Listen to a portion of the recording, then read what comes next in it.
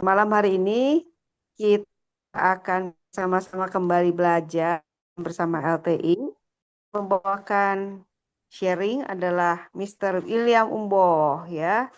Beliau akan berbicara mengenai mendidik dengan damai. Nah, hari ini saya tadi mendapatkan ini ya beberapa forwardan dari beberapa kawan. Salah satunya adalah forward daripada satu rekan yang menunjukkan betapa brutalnya ini anak SMP ya. Ketika mereka senang dengan satu anak, makanya anaknya dikebun gitu tadi itu. Katanya ada beberapa netizen yang bilang, oh ini mungkin untuk konten gitu ya. Tapi kalau kata saya, kalau untuk konten kok kayaknya ini aktor yang sangat berbakat anak-anak ini ya.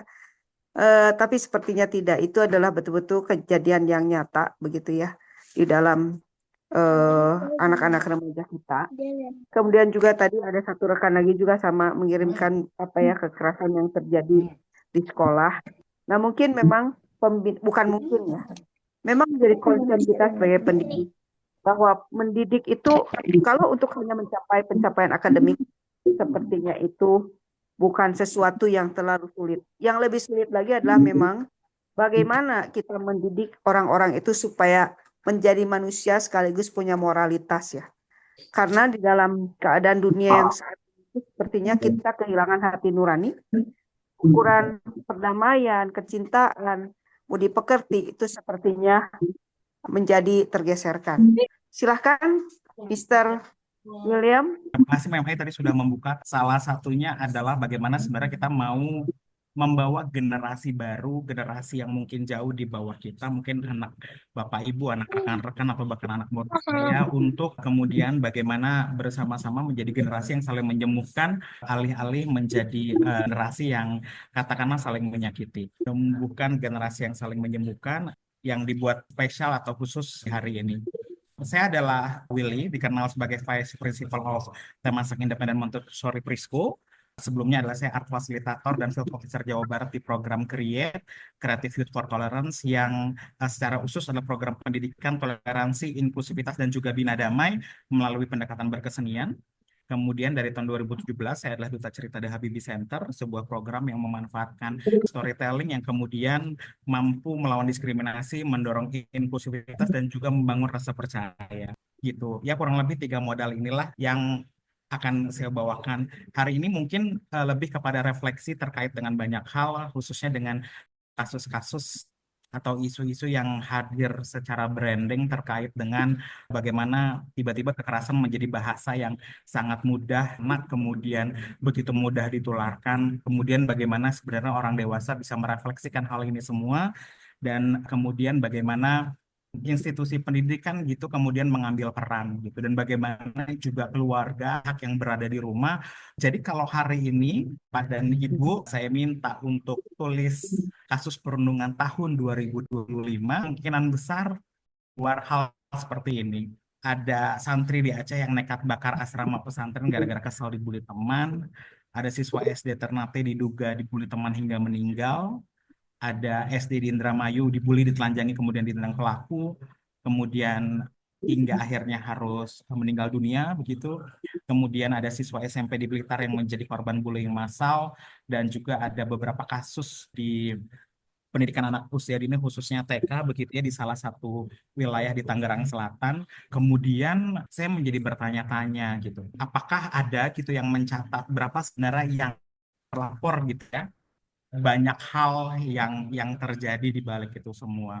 Kemudian bapak-bapak, ibu-ibu, dan rekan-rekan bisa melihat bahwa per 3 Juli tahun kemarin gitu ya, ada anak perempuan usia 15 sampai dengan 64 tahun gitu ya, pernah mengalami kekerasan fisik dan seksual gitu, dan tampaknya PR pendidikan bisa jadi semakin berat begitu ya, banyak hal yang perlu di-adjust gitu. Kemudian juga tadi saya dapat video yang melihat kekerasan terjadi itu antara sesama teman dan dalam ruang lingkup pendidikan juga gitu. Ya beberapa waktu terakhir juga banyak sekali bullying-bullying yang atau perundungan dan kekerasan yang kemudian terjadi di institusi pendidikan itu sendiri. Baik itu antar sesama rekan atau sesama siswa, siswa kepada guru, atau sebaliknya guru kepada siswa. Hal-hal itu kemudian terjadi. Maka hari ini saya mau merefleksikan bersama Jadi tugas hari ini sebagai pembicara hari ini justru lebih banyak ketika saya harus merefleksikan beberapa hal.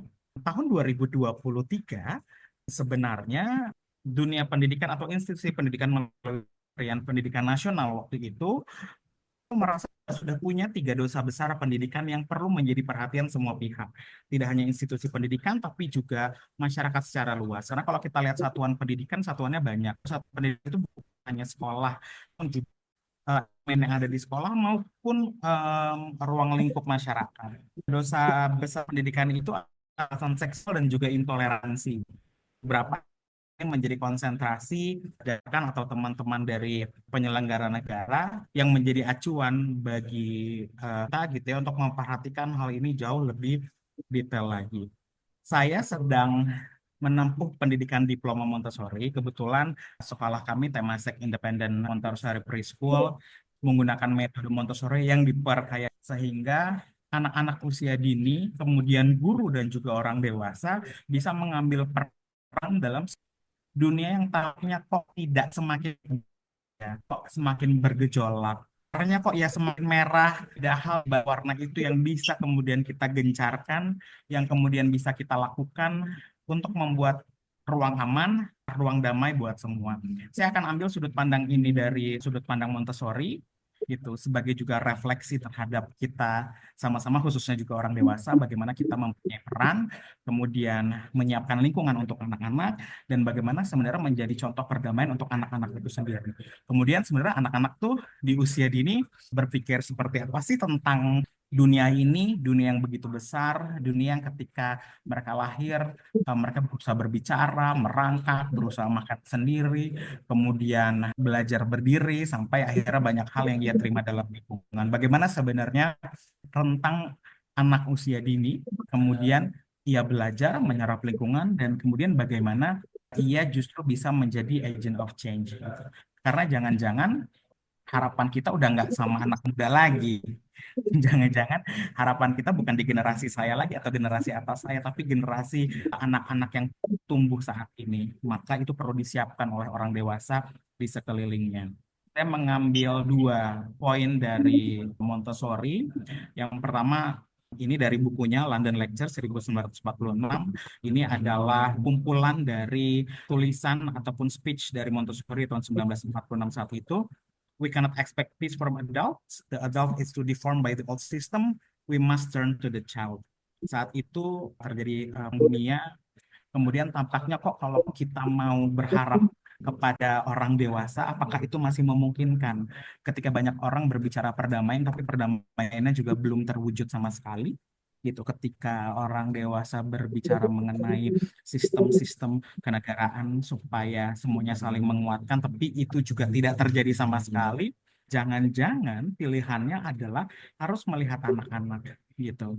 Karena menurut Montessori juga hope and a promise anak cetak itu adalah harapan. Kenapa sih kok dia merasa kekerasan itu adalah bahasa dia? Kenapa sih dia merasa ngejambak temannya, dorong temannya, mukul temannya, menyakiti temannya itu biasa-biasa aja? Kenapa itu terjadi? Secara spesifik Montessori berbicara the child who is not loved, who is not understood, who is repressed, become the man who hates himself, who is violent and destructive gitu. Maka ketika anak tidak dicintai di usia yang semestinya, tidak dimengerti, direpress gitu ya. Kemudian akhirnya dia menjadi membenci diri sendiri, bisa jadi dia menjadi tumbuh menjadi seorang yang destruktif.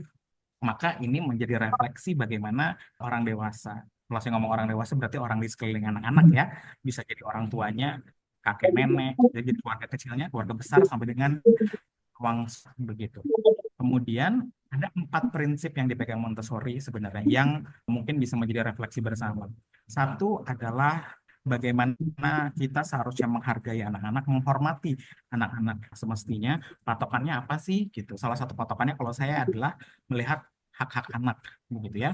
Kemudian memperhatikan bagaimana periode sensitif di usia anak itu menjadi penting karena itu adalah stage atau situasi di mana anak-anak belajar untuk mengendapkan alam bawah sadarnya supaya mereka siap di usia selanjutnya setelah 6 tahun begitu ya untuk menerima ilmu lebih banyak lagi. Kemudian yang ketiga ada prepare environment. Bagaimana sebenarnya lingkungan itu akan membentuk anak itu, contohnya prefer lingkungan tuh seperti apa ya? Kalau misalnya orang India dibesarkan di Indonesia, terus bapak ibunya, semua keluarganya dan orang terdekatnya bicara bahasa Indonesia, secara tidak langsung lingkungan akan membentuknya menjadi seseorang yang berbahasa Indonesia, alih-alih berbahasa India, gitu. Kemudian bagaimana kita menghargai independence dan juga kemampuan anak-anak untuk belajar sendiri, begitu, karena anak-anak butuh mengetahui banyak hal tentang lingkungannya supaya bisa menaklukkan lingkungannya dan dia bisa beradaptasi kemudian. Saya tidak mau bicara banyak terkait Maria Montessori Four Plans of Development, tapi menurut Maria Montessori ini adalah 4 fase di mana manusia berkembang baik dari usia anak-anak sampai dengan usia dewasa di usia 24. Namun saya ingin fokus di anak usia dini, which is usia 0 sampai dengan 6 tahun, ketika anak-anak sebenarnya sudah mampu belajar dan menyerap banyak hal. Ada 2 hal yang perlu diperhatikan di area invensi di Four Plans of Development, yaitu bagaimana anak-anak usia dini memiliki pengembangan absorbent mind, yaitu pikiran yang menyerap, kemudian fisik dan physical independence, bagaimana fisiknya kemudian menjadi mandiri. Ada satu kode khusus di mana anak-anak usia dini atau 0 sampai dengan 6 tahun itu berteriak untuk orang dewasa adalah help me do it by myself, gitu. Jadi tunjukkan aku bagaimana kehidupan itu, tunjukkan aku bagaimana cara-cara bertahan hidup, tunjukkan aku bagaimana cara-cara mengelola emosi dan seterusnya, gitu. Itu yang ia minta. Sehingga persiapan ini di usia nanti selanjutnya SD atau usia setelah 6 tahun dia mempunyai, kalau ibarat kata lemari, bajunya udah banyak. Jadi kalau misalnya tiba-tiba kita harus pakai baju merah, dia tahu gimana ngambilnya. Oh, kita harus pakai celana warna ungu, dia sudah tahu di mana letak dan tempatnya. Kemudian karena tadi Mari Montessori bilang periode sensitif, maka ada periode-periode di mana anak-anak ini memiliki kepekaan dan keinginan belajar secara spesifik. Gitu. Ada usia 6 tahun belajar berbahasa, terus usia 1 sampai dengan 3 tahun lagi senang dengan small object. Makanya biasanya anak usia 1 sampai dengan 3 tahun senang memasukkan sesuatu ke mulutnya, begitu ya. Terus ada toilet learning di usia 1 sampai dengan 3, gitu. Matematika di usia 4 sampai dengan 6 tahun dan seterusnya dan seterusnya. Itu ini adalah periode emas atau periode sensitif di mana kalau kita mampu menyiapkan lingkungan yang tepat, baik itu sekolah maupun rumah, ini akan menjadi cara anak belajar dengan sangat baik dan mempunyai modal yang sangat baik, gitu ya, di alam bawah sadarnya. Ada grace and courtesy di usia 2,5 sampai dengan 6 tahun. Apa sih grace and courtesy? Grace and courtesy itu belajar norma dan juga sopan santun. Makanya kalau anak-anak dikasih aturan, kemudian belajar sopan santunnya di usia SD, di usia 7 tahun udah lewat masanya, gitu. Dia bingung dengan aturan. Kalau tidak dibiasakan dengan aturan atau norma-norma yang ada, belajar terima kasih, permisi, antri, kemudian bergantian mainan, begitu ya. Kemudian grace and courtesy ini di usia 2,5 sampai dengan 6 tahun adalah periode sensitif kepekaan anak untuk belajar tata cara, aturan, norma, dan sopan santun yang bisa dilakukan. Absorbent mind itu apa sih, gitu. Bayangin sponge aja Bapak dan Ibu, teman-teman, Kan rekan-rekan, itu tuh dia itu standarnya menyerap tuh kan semua. Apa sih yang diserap sebenarnya sama sponge itu? Air diserap, air kotor diserap, minyak diserap, bekas sambal diserap, sabun diserap, gitu. Jadi dia nggak bisa memilih tuh mana yang benar, mana yang salah. Termasuk energi orang tuanya, termasuk perilaku orang tuanya, termasuk trauma orang tuanya, termasuk ketakutan orang tuanya. Maka kalau di preschool biasanya kalau ada orang tua yang takut menitipkan anak, kemudian bapak ibunya pergi, gitu, anaknya tetap cemas karena menyerap dengan sempurna kecemasan bapak dan ibunya. Kemudian dalam absorb bermain ini usia 0 sampai dengan 6 tahun, anak-anak itu meniru dengan mendalam. Gak cuman tindakan, energi, cara berpikir, cara bicara, pola reaksi. Kalau bapak ibunya menyepelekan anaknya, ia akan merasa terbiasa ketika di usia dewasa. Dia akan menunjukkan tanda-tanda kesehatan mental yang mungkin perlu diperhatikan. Nah, masa absorber mind ini terjadinya cuma sekali dalam hidup. Dia tidak dua kali gitu. Maka perlu penting sekali memperhatikan ini dan betapa sebenarnya pendidikan anak usia ini menjadi penting gitu. Absorb momen ini bekerja di usia 0 sampai dengan 3 tahun ia menyerap lingkungannya tanpa sadar gitu. Diambil semuanya tuh. Yang kasih sayang dia akan angin fine aja. Maka bahasanya nanti di usia tertentu dia akan melakukan hal yang sama. Salah nggak? Ya enggak gitu. Apakah ini bahasa yang benar atau bahasa yang tidak gitu.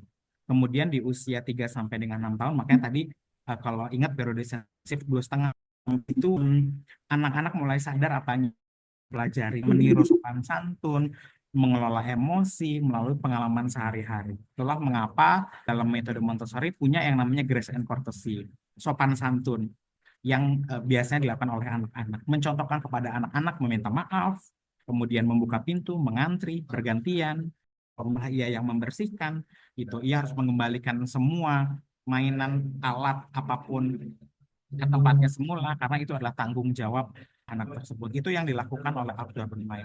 Kemudian penting gitu menjadi perhatian buat orang dewasa. Apa yang terjadi sebenarnya di usia 0 tahun, 6 tahun ketika ia kristal saya bilang gitu ya, the child absorb everything in his environment just as sponge absorb water gitu. Artinya anak-anak nggak belajar via nasihat. Mau bapak ibu bilang jangan gini, jangan gitu. Mau bilang anak-anak ke gereja tapi bapak ibunya nggak ke gereja, minta anaknya sholat tapi bapak ibunya nggak sholat, dan nggak ngaruh gitu. Kalau bapak ibu sering merasa membentak atau mempunyai intonasi tinggi atau menggunakan hukuman, itu yang serap sebagai karakternya. Sebegitu juga ada pertengkaran tapi nggak diselesaikan dengan cara yang damai, anak tidak melihat itu ya mohon maaf, ia akan meniru karakter itu gitu. Termasuk cara orang dewasa memaksa atau mempermalukan orang lain. Itu terjadi pada suami kepada istri, istri kepada suami, nenek kepada anak dan seterusnya. Maka itu adalah bahasa dunia yang ia pahami dan tanpa sadar ia ulangi.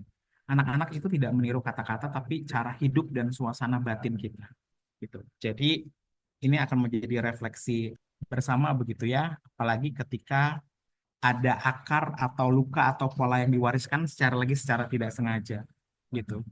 Ada pola pengasuh, jangan-jangan orang tuanya dahulu atau orang dewasa di sekitarnya itu tumbuh pada pola pengaruh pengasuhan keras. Pokoknya semua biar kapok. Kekerasan verbal, terbiasa dibilang kamu bodoh, kamu nakal, nggak pernah dapat ruang untuk marah, sedih nggak boleh nangis, nggak boleh marah, nggak boleh nangis, kamu kan laki-laki, nggak boleh marah, itu buruk, nggak boleh gitu.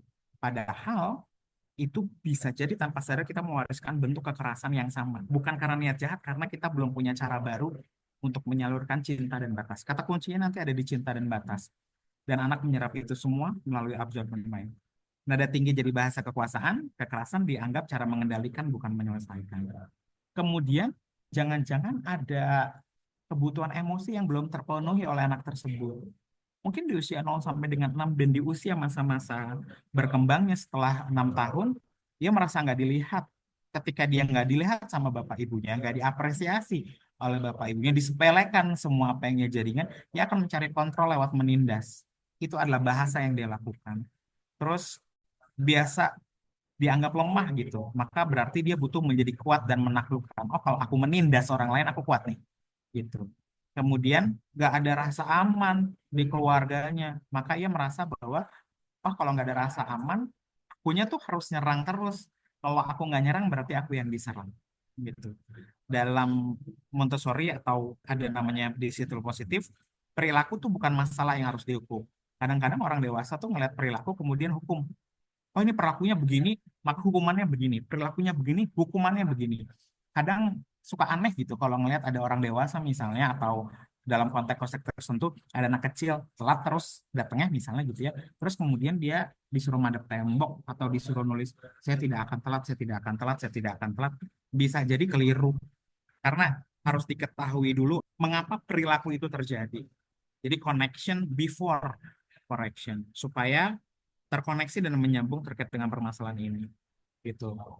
Kemudian anak hanya bisa belajar damai jika ia melihat damai di depan matanya. Karena tugas seorang dewasa adalah menjadi cermin yang menyembuhkan, bukan ngulang luka lama. Langkah konkretnya adalah hadir dengan empati, bukan reaksi. Biasanya kalau orang trauma gini, Ada anak kecil marah, dia ikutan marah. Padahal itu adalah reaksi traumanya waktu ia di masa kecil gitu. Karena nggak bisa dengan orang teriak, ketika dulu dia teriak, dia diomelin bapak ibunya. Maka kalau ada anak kecil teriak, dia sama teriak gitu. Terus kadang nggak tahu cara mengelola emosi. Padahal cara mengelola emosi banyak banget gitu. Bisa jadi dia nggak tahu kalau lagi marah, maka dia nggak tahu bagaimana caranya. Kalau marah bisa jadi mengambil jeda terlebih dahulu, tenang dulu dan begitu. Kemudian ada lingkungan yang tidak teratur, ada lingkungan yang tidak tenang, ada lingkungan yang tidak penuh rasa hormat sehingga anak nggak bisa menyerap perdamaian atau ketenangan. Padahal struktur yang tenang, struktur yang penuh penghormatan bahkan terhadap anak-anak itu menjadi penting buat anak-anak supaya ia tidak menjadi pembuli. Kemudian kadang tuh kita kan suka mau narik batas buat anak-anak tapi pakai hukuman, tapi enggak connection dulu gitu. Kalau misalnya kayak ada anak-anak misalnya kemudian dia secara membabi buta begitu menyakiti temannya tanpa sadar, kemudian kita kasih hukuman yang bentuknya seenaknya alih-alih mencoba merefleksikan kenapa dia melakukan itu gitu. Padahal bisa jadi ia ingin marah dan kita bisa bilang sebenarnya kamu boleh marah tapi tidak menyakiti orang lain gitu. Atau kalau lagi main kemudian agak brutal, aku belum bisa mempersilahkan kamu main karena kamu belum bisa tenang dan bisa menyakiti teman kamu gitu. Kemudian andai kata orang dewasa yang memiliki luka ini berkenan untuk menyembuhkan diri, maka bisa jadi menyembuhkan luka masa lalu itu agar anak-anak kita atau anak-anak didik kita nggak perlu mengulanginya lagi.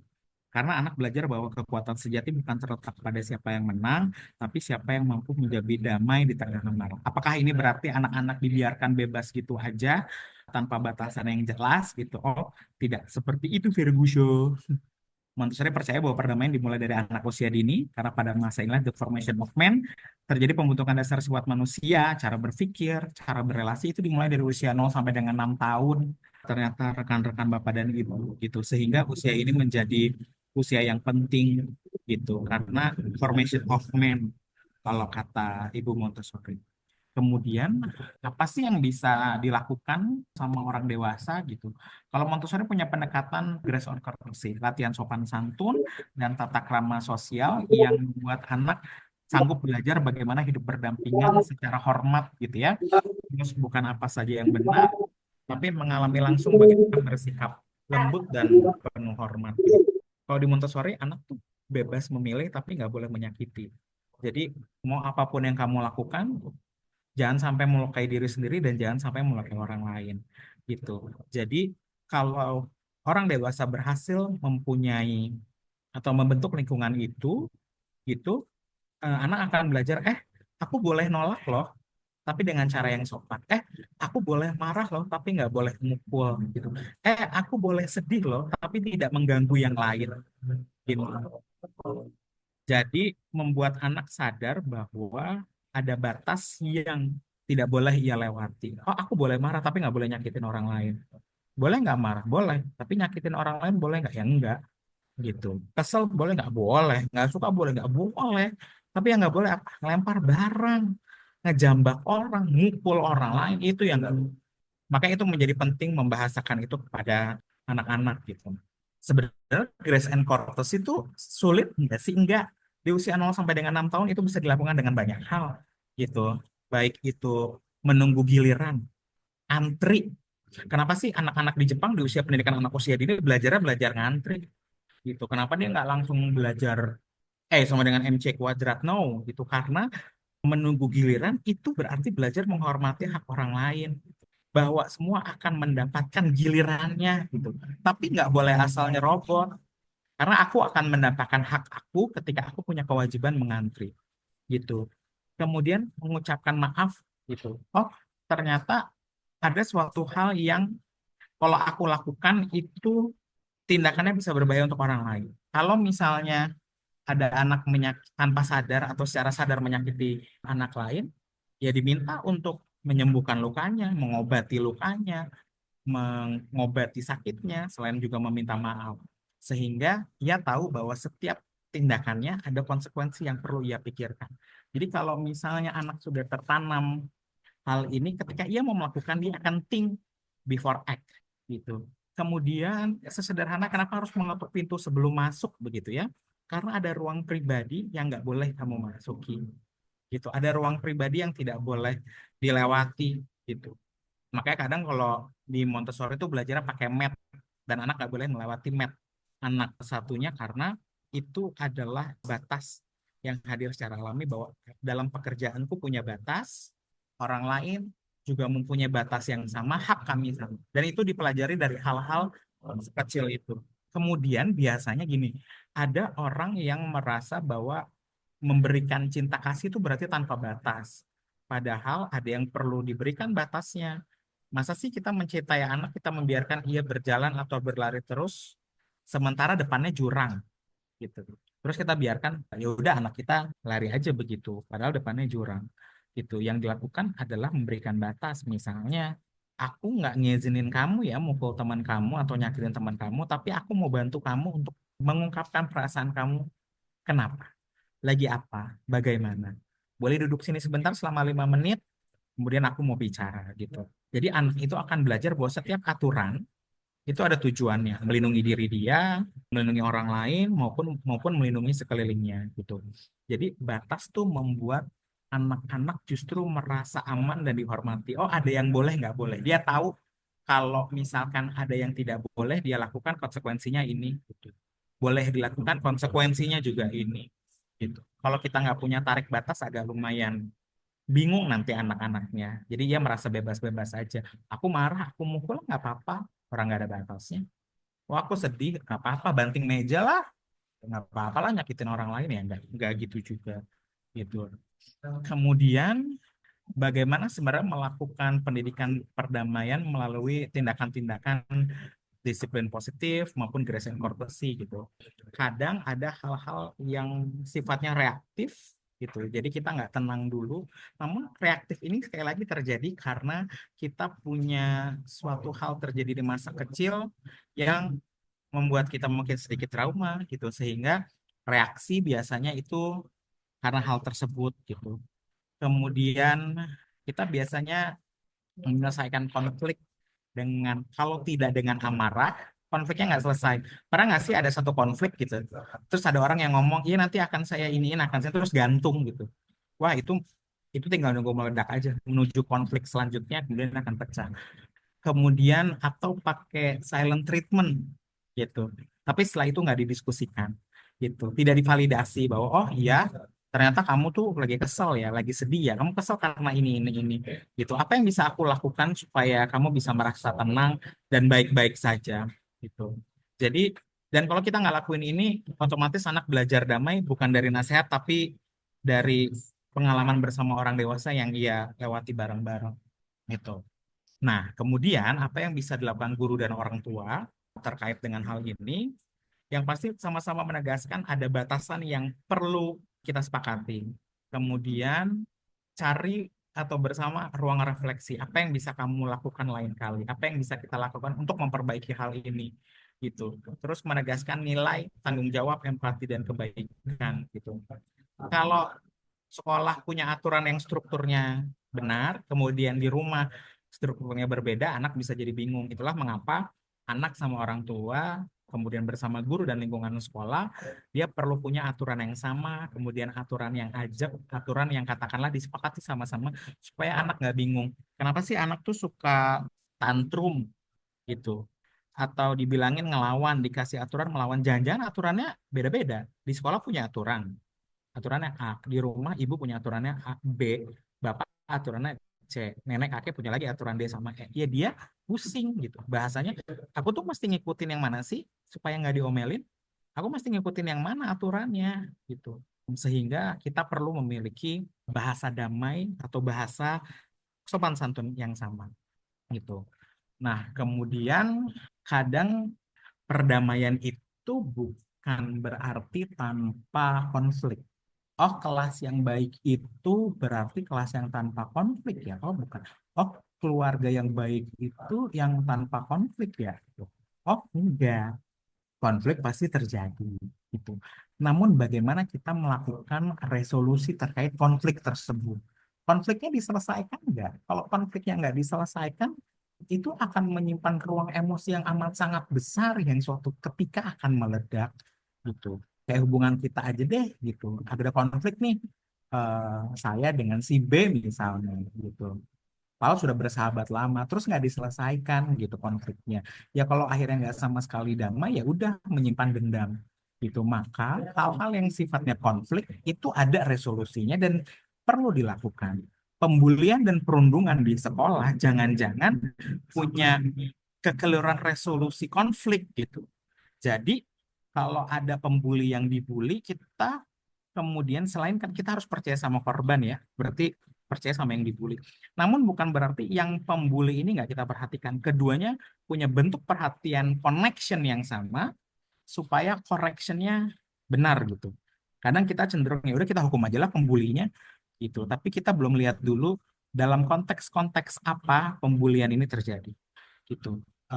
Apakah memang em, karena hal-hal tertentu gitu. Maka setelah kita tahu bagaimana latar belakang, maka kemudian correctionnya, perbaikannya itu bisa kita lakukan pelan-pelan. Apakah ke psikolog misalnya? Apakah perlu diselesaikan dengan cara damai? Apakah perlu diselesaikan dalam bentuk-bentuk ruang-ruang tertentu? Itu em, itu perlu dibicarakan karena kalau enggak lingkarannya akan tetap sama. Begitu aja terus nggak kelar-kelar. Maka em, ada 8 hal yang bisa dilakukan gitu ya untuk orang dewasa, baik untuk guru maupun orang tua. Menenangkan diri terlebih dahulu, kemudian dengarkan kedua sisi dengan empati, kenapa melakukan ini, kenapa melakukan ini, sehingga kita tahu em, tindakan apa yang perlu dilakukan setelahnya. Bantu anak mengenali perasaannya, ajarkan bahasa damai, gunakan peace table atau sudut damai. Peace table atau sudut damai itu adalah semua sebuah meja gitu ya, di mana anak yang dikasih benda tertentu baru boleh bicara. Jadi bicaranya nggak dua-duanya gitu. Misalnya aku sama si A si B berkonflik, aku kemudian kita bawa ke meja damai gitu ya. Si A bicara terlebih dulu karena saya kasih boneka, nanti bonekanya saya ambil, saya kasih ke B untuk bisa em, B juga ikut berbicara sehingga keduanya mempunyai hak yang sama dalam berbicara gitu. Kemudian kita fokus pada perbaikan karena saya tahu sih kadang ini agak kontroversi, tapi mungkin kita bisa saling sharing gitu ya. Saya nggak tahu apakah hukuman itu sebenarnya membuat jera dan menghentikan semuanya, atau jangan-jangan kita perlu pada bentuk perbaikan-perbaikan mental yang perlu dilakukan terhadap pihak-pihak tertentu supaya semuanya berjalan damai. Karena kita perlu mengakhirinya dengan kesepakatan damai, di mana luka pembuli selesai, sorry, luka korban bullying selesai, begitupun luka luka pembuli bisa selesai. Gitu. Kemudian saya mau ngajak em, Bapak Ibu mungkin yang berprofesi guru atau orang tua atau berprofesi manapun yang menjadi penentu lingkungan anak untuk melakukan refleksi ini. Apakah saya sudah menjadi model kedamaian? Apakah saya sudah menuntun sebelumnya, bukan malah menghukum? Dan apa yang kira-kira anak-anak pelajari dari cara orang dewasa menangani konflik ini? Kurang lebih itu sih yang bisa saya sampaikan pada rekan-rekan untuk berefleksi, untuk kemudian mencari cara apa yang bisa dilakukan khususnya kepada anak-anak usia dini. Terima kasih. Terima kasih, Mr. William. Ya, ya, Ibu Bapak, selalu kita di dalam mendidik itu harus melihat memang ke rootnya ya, ke apa pengajaran. Ternyata memang anak-anak itu, kalaupun mereka kemudian setelah lebih besar atau masa remaja ya, mereka melakukan kekerasan. Sekali lagi itu mungkin merupakan cerminan apa yang mereka terima di masa lalu atau waktu mereka menjadi anak-anak usia dini ya. Tadi eh, Pak William sudah menjelaskan bahwa anak-anak itu seperti spons. Oleh sebab itu kita orang dewasa sebenarnya kalau ada anak-anak harus berhati-hati ya.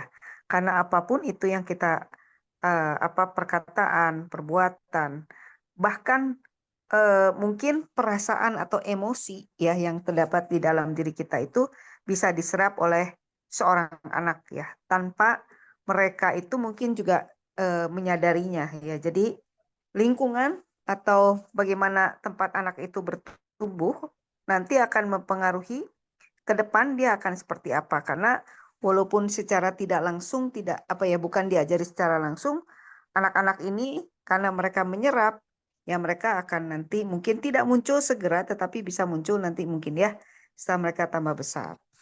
Nah, yang berikutnya tentu peran daripada orang tua, terutama ya di dalam mendidik anak itu sebenarnya peran yang maha penting dan maha besar tanggung jawabnya ya. Jadi kalau kita menikah, mempunyai anak, Tuhan memberikan tanggung jawab yang besar itu kepada ibu bapak ya.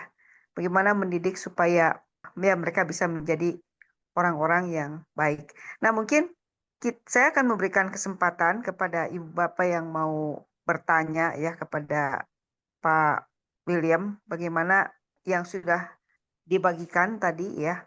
Mungkin ada kasus, mungkin ada pertanyaan yang ingin didiskusikan. Saya persilahkan untuk open mic langsung ya. Terima kasih. Selamat malam, Bu Eling. Malam Pak Sulis. Monggo Pak. Malam Pak Sulis.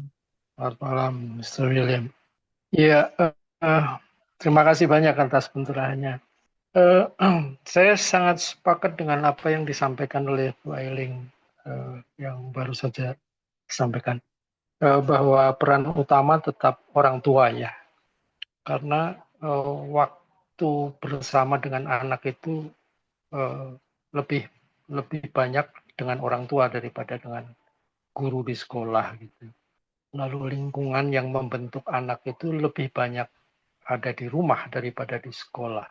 Sayangnya kita tidak punya sekolah untuk orang tua ya sampai sekarang. Bahkan kalau kita perhatikan, parenting itu tidak pernah berhasil, boleh dikatakan begitu. Parenting itu dianggap sesuatu yang tidak penting oleh sebagian orang tua, bahkan mungkin sebagian besar. Hadir itu hanya formalitas, bukan karena memang sebuah kebutuhan. Itu yang pertama. Lalu yang kedua, saya juga menyoroti bahwa ketika anak selepas PAUD masuk SD, itu ada masa-masa di mana anak itu mulai melawan. Itu kalau saya perhatikan mulai kelas 5 dan kelas 6. Karena mereka merasa sudah pada di jenjang SD, dia merasa sudah menjadi anak yang paling senior, kelas 5 dan kelas 6. Begitu lulus kelas 6, masuk SMP, mereka jadi junior lagi. Jadi kelas 1 itu menjadi anak yang nurut lagi, kelas 7 ya. Tapi mulai kelas 8, dia mulai melawan lagi, apalagi kelas 9. Nah, nanti masuk SMA, kelas 10, mulai kembali nurut. Tapi mulai 11, 12, itu melawan lagi. Jadi intinya yang mau saya sampaikan adalah bahwa pendidikan karakter itu tidak bisa hanya di PAUD saja, tapi itu berkelanjutan dan konsisten. Saya mengamati betul itu. Ya. Jadi begitu kita lepas itu, ya sudah, pengaruh lingkungan itu menjadi sangat kuat. Dan tadi Mr. William itu bahwa anak-anak itu belajar mulai menyerap, dari menyerap, itu tuh tidak hanya PAUD saja, tetapi dari tahun ke tahun mereka usianya semakin dewasa, semakin tumbuh dewasa, itu tetap itu belajar dari menyerap itu menjadi tetap ada gitu loh. Nah, tantangannya adalah bahwa ini untuk sekolah-sekolah yang memiliki jenjang sekolah yang cukup lengkap, mulai dari PAUD sampai SMA.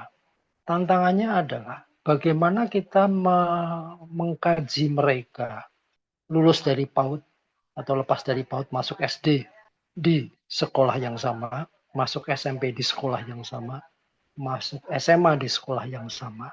Ini yang mesti kita cermati betul. Kapan mereka berubah dari mulai yang katakan baik menjadi kurang baik, menjadi tidak baik. Itu harus kita amati betul. Penyebabnya apa? Intervensi apa yang bisa kita lakukan untuk tetap sesuai dengan harapan kita gitu ya. Ya, meskipun boleh dikatakan generasi itu ada perubahan, tapi ada satu nilai-nilai yang saya yakin nggak bisa berubah gitu.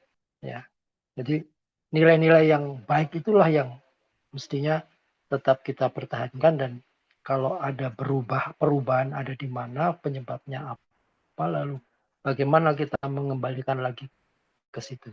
Besar menurut saya yang selama ini mungkin lepas dari pengamatan kita atau pengkajian kita. Itu saja, terima kasih. Ya, terima kasih Pak Sulis. Ini memang PR besar, saya setuju Pak ya. Mungkin mau ditanggapi Mr. Kumbo? Silakan. Saya setuju sekali dengan apa yang disampaikan Pak Sulis gitu, bahwa bicara mengenai pendidikan damai itu nggak cukup tampaknya dari usia dini begitu ya. Karena itu harusnya berkelanjutan gitu. Itulah makanya kalau di Montessori kami kenal four plans of development, itu ada kurang lebih 3 tahapan yang perlu bisa dilakukan. Nah, kalau di pendidikan anak usia dini atau di PAUD atau di era 0 sampai dengan 6 tahun, pendidikan sopan santun itu bisa dilakukan. Namun nanti ketika di usia 6 sampai dengan 12 tahun, ketika anak-anak mencapai mental independence, itu pasti anak-anak ngelawan. Iya, iya, karena dia lagi dalam masa tahap, aku lagi mau berpikir begini, kenapa sih aku aturannya A? Kenapa harus B? Kenapa harus bayar pajak gitu? Kenapa tiba-tiba ada tilang? Kenapa harus ada ini? Semuanya itu mereka pertanyakan. Itulah mengapa akhirnya orang dewasa perlu lagi menyiapkan lingkungan yang pas dan tepat terkait dengan itu. Nanti di usia 12 sampai dengan 18 tahun, kalau tadi 6 sampai 12 sudah mental independent, dia social independence gitu. Dia lagi pengen melakukan tindakan yang berguna di masyarakat gitu. Makanya dia harus merasa tertantang, dia harus merasa dapat dilebatkan. Kenapa sih sekolah suka sekali mengadakan banyak kegiatan-kegiatan? Kalau di Temasek ada ILP, dia terjun langsung ke masyarakat, terus melakukan suatu hal kegiatan. Kenapa itu penting? Karena di usia itu, di usia 12-18 mereka sedang butuh itu. Kalau enggak, mereka akan milih tawuran. Di beberapa sekolah mereka lebih memilih kekerasan karena seru, asik gitu. Jadi bagian dari kelompok yang paling keren itu yang kadang mengapa membutuhkan institusi pendidikan yang cukup mengerti bagaimana perkembangan usia anak di usia 0 sampai dengan 6, 6, 12, 18 begitu ya, karena biasanya sampai batas SMA gitu. Sehingga konteks-konteks ini bisa disesuaikan. Kemudian yang kedua, aku mohon izin mau jawab. Ini ada ternyata pertanyaan di chat terkait Pak Andri. Pak, apakah mungkin seseorang yang tumbuh dalam keluarga penuh kekerasan dan kebohongan benar-benar bisa belajar mencintai dengan cara yang sehat tanpa mengulang pola yang sama jika masa kecil penuh dengan perasaan ditolak dan tidak diinginkan? Bagaimana saya bisa belajar merasa cukup, layak dicintai? Kemudian yang kedua, menyembuhkan luka batin gitu. Bersyukurnya di era ini, era di mana konon katanya era Gen Z, apa-apa kesehatan mental, iya, karena memang dulu tuh kesehatan mental nggak dibicarakan. Kenapa dahulu kesehatan mental nggak dibicarakan? Karena isunya sudah beda. Era sebelum saya itu eranya perjuangan gitu. Udah berjuang, yang penting bisa makan, yang penting bisa bekerja gitu. Sementara era selanjutnya udah berbeda lagi tuh. Kemudian bagaimana jika punya masa kecil yang luka gitu? Hmm, Pengalaman saya pribadi, saya juga punya trauma masa kecil. Semoga suaranya terdengar. Saya punya trauma masa kecil, maka kemudian saya tumbuh sebagai orang dewasa yang satu, merendahkan diri saya sendiri. Saya sering merasa tidak mampu. Kemudian kedua, saya merasa cemas gitu. Jadi pasti ada hal, karena tidak pernah aman ruang keluarga gitu ya. Entah itu karena tidak pernah didengar dan lain-lain. Saya kerap sekali merasa cemas begitu, sehingga sebelum melakukan sesuatu kecemasannya sudah datang dulu gitu. Kemudian bereaksi pada tubuh dan segala macam. Kemudian luka batinnya besar ya, luka batinnya besar. Tapi apakah bisa disembuhkan? Pemulihan terkait dengan kesehatan mental, saya bukan seorang psikolog, mungkin di sini ada teman-teman psikolog, tapi saya pergi ke psikolog dan saya merasa bahwa pemulihan itu tidak menuju pada kesembuhan total, namun pada daya bertahan. Ketika kita sanggup dan mampu mengetahui trauma masa kecil yang didapat, kemudian bagaimana dampaknya terhadap tubuh, terhadap pola pikir, kemudian luka batin, apakah bisa disembuhkan? Saya nggak akan bilang bisa disembuhkan, tapi bisa memiliki daya tahan, bisa kemudian mengelola mana yang benar, mana yang tidak, mana yang sifatnya reaksi traumatis, mana yang tidak. Apakah bisa diputus? Oh, bisa sekali gitu. Makanya kenapa banyak sekarang orang bilang sembuhkan diri Anda terlebih dahulu sebelum punya anak supaya tidak meneruskan trauma yang ada gitu. Kesembuhan itu nyata bisa terjadi. Banyak sekali orang-orang yang diberikan kelebihan kepada Tuhan sebagai psikolog untuk kemudian mendengarkan atau bahkan SPKJ spesialis kejiwaan yang mampu merunut luka-luka itu kemudian perlahan memiliki daya tahan, daya juang, dan pemulihan yang berkelanjutan. Kurang lebih itu Pak Andre. Semoga ini adalah kabar baik yang bisa dilakukan. Jadi jika ada akses kepada layanan psikologis, akses kepada layanan spesialis kejiwaan, itu bukanlah sebuah kelemahan, tapi tanda kita kuat. Karena orang yang datang ke dokter pun dia harus mengakui lukanya. Gitu. Jadi kalau misalnya ada teman, kerabat, kemudian memiliki masalah mental yang berpengaruh pada fisik dan pikirnya, ada orang-orang yang Tuhan berikan kelebihan untuk mendengarkan dan mempunyai rajutan panjang menuju pemulihan. Kurang lebih itu. Terima kasih. Oke, saya rasa Terima kasih, Pak. bagus sekali ya. Oke, jadi diterima ya, Mr. William ya, kalau kita ada katakanlah tertekan secara emosi dan lain sebagainya, bahkan punya luka-luka masa lalu ya. Itu kita admit ya. Kita masih punya waktu 3 menit. Mungkin ada rekan lain yang ingin mengajukan sesuatu. Saya persilahkan. Bu Ailing, boleh saya tanya? Silahkan Pak Susilo. Tapi ini ada kejadian anak dididik sama adik kakak, tapi karakternya bisa bertentangan, gimana tuh? Semua tata kramanya dapat dari orang tua, semuanya sama, tapi hasilnya beda. Itu gimana tuh penjelasannya? Terima kasih. Terima kasih Pak Susilo. Saya coba menjawab berdasarkan pengalaman saya ya, bahwa orang tuanya sama, katakanlah melakukan tata aturannya sama, tapi anak yang A beda, yang B beda. Ya, ya karena setiap manusia adalah individu yang berbeda. Kami di Temasek Independent Montessori Preschool bahkan menerapkan bahwa setiap anak perlu dilakukan observasi sehingga pembelajaran akan jelas berbeda. Ada anak yang katakanlah sanggup belajar kognitif secara spesifik, mengenal simbol huruf dan angka gitu. Kemudian tapi ada anak yang belum selesai masalah sosial emosionalnya gitu, masih apa-apa marah dan segala macam. Maka kami melakukan jelas tindakan yang berbeda gitu. Bahkan mereka misalnya kakak adik gitu. Ada kakaknya yang perilakunya A, orang tuanya kan sama ya, perilakunya A, adiknya perilakunya B, beda banget gitu. Dan maka kami juga melakukan pendekatan dan perlakuan yang berbeda. Bisa jadi kakak yang A akan lebih baik jika dilakukan pendekatan A, sementara adiknya dilakukan pendekatan yang B. Karena secara spesifik tiap anak dalam satu keluarga pasti punya daya tumbuh, daya serap, daya pikir yang jelas berbeda gitu. Makanya kalau lagi di media sosial lagi seru ini, oh kalau lagi ngeliat anak pertama jadi pengen deh punya anak kedua, pas ngeliat anak kedua, kayaknya pengen anaknya satu aja. Karena memang tiap anak tuh uniknya luar biasa. Makanya kalau kami di Temasek, khususnya di preschool, kalau udah makan siang pasti kita membicarakan itu. Kok bisa ya ada misalnya punya keluarga, dibesarkannya sama, polanya sama, tapi kemudian output perilaku anaknya bisa jadi berbeda. Oh, ternyata memang ada pendekatan tertentu, Pak Susilo, yang perlu dilakukan gitu, karena memang menjadi individu yang berbeda. Kalau dari sudut pandang dan pengalaman saya, kurang lebih seperti itu.